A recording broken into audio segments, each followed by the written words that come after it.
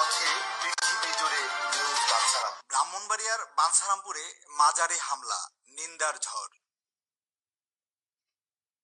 ব্রাহ্মণবাড়িয়ার বাঞ্ছারামপুর উপজেলার রূপসদী গ্রামে আদালতের নিষেধাজ্ঞা সত্ত্বেও জোর করে ভবন নির্মাণ করাকে কেন্দ্র করে হামলায় আধ্যাত্মিক সাধক শাহ সুলতান আহমেদ জালালির মাজার ভাঙচুর হয়। আজ দুপুরে রূপসদী গ্রামের মিয়াবাড়ির আকাশ মিয়ার ছেলে আমিন মোহাম্মদ সোরাফ ও বাতিন মিয়ার ছেলে মনিরুল হক দীপুর নেতৃত্বে প্রায় 25-30 জন সংঘবদ্ধ হয়ে হামলা করলে গিয়াসউদ্দিন জালালি, শাহাবুদ্দিন জালালি, শাকিল আহমেদ জালালি, এনামুল হক জালালি, তমাল জালালি, জাবেদ জালালি সহ 6 জন আহত হয়। আহতদের মধ্যে শাহাবুদ্দিন জালালি বাঞ্ছারামপুর উপজেলা স্বাস্থ্য কমপ্লেক্সে ভর্তি হয়েছেন।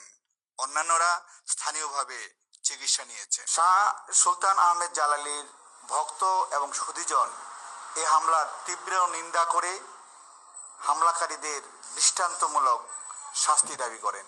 শাহ সুলতান আহমেদ জালালির মেয়ে হাসনেহারা জালালি বলেন, 100 জন লোক আসছে, আইসা তারা আক্রমণ করছে, মারতাছে।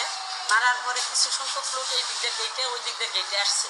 আসার পরে ওই দিক দিয়ে গেটে গিয়ে আমি তালা দিতে গিয়ে আমি চাইছি পুরা মাজার ভেঙ্গো না, মাজার ভাঙতেছে, মাজার ভেঙ্গো না। ইচ্ছা মতো বকাবাজি, জায়গা নিয়ে গন্ডগোল হইতেছে।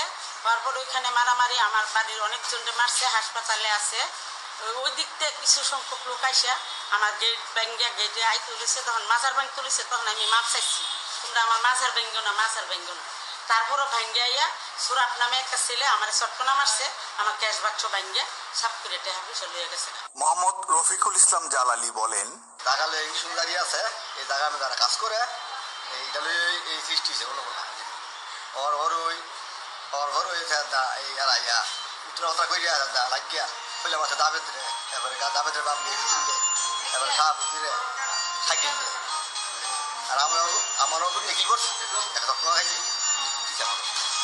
Desk report, news Bancharampur.